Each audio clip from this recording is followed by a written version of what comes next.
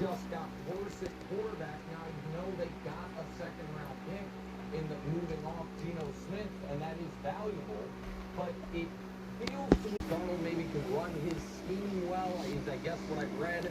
I just think Geno Smith obviously has a much better body of work. I think he's a better player.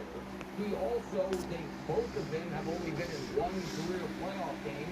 They both lost, but Geno in his playoff game at least in the number one defense in the league, San Francisco, a few years ago, and that wasn't the case for Darnold. So moving on from Lockett, moving on from Metcalf, moving on from Geno, I said, oh, okay, they're doing a kind of a quick turnaround rebuild, maybe looking quarterback in the draft, or maybe looking great. Geno is this. We know what Geno is. We know exactly what Geno is, which is a good quarterback, right? But he's not going to be elite. Darnold, for the last two games, and so there is at least a thought out there, the possibility that, hey, this guy was a strong-arm guy coming out of college. Everybody loved him, and now he's finally reaching his potential. So theoretically, the ceiling is higher for Darnold. We'll see if that actually is the case. I think the Seahawks have a little bit of Geno Smith upgrade. All right, we got one of the Jets draft picks who is now kind of hitting his peak after a rough ride. Why don't we can just replicate what we have with Geno? The team that I want to focus on. Volume 29. Vikings. And I know you're not high on Sam Darnold, but I think this contract is not huge. It's not something the Vikings couldn't do.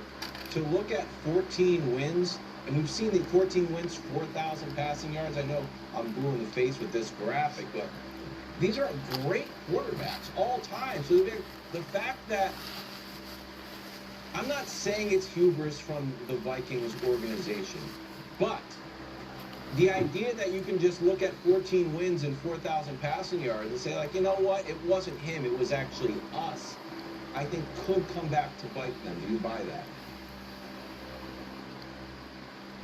Huge news. Sponsored and in 15.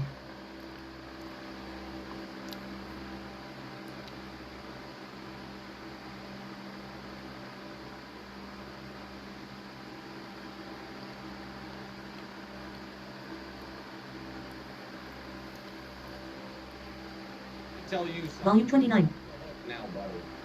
Because we now when viewers or podcast listeners, as Wilds likes to, remind us that we have, think of the worst repeated first things first graphic. They no longer are going to think of the Jimmy G graphic of 4. They're going to think of this.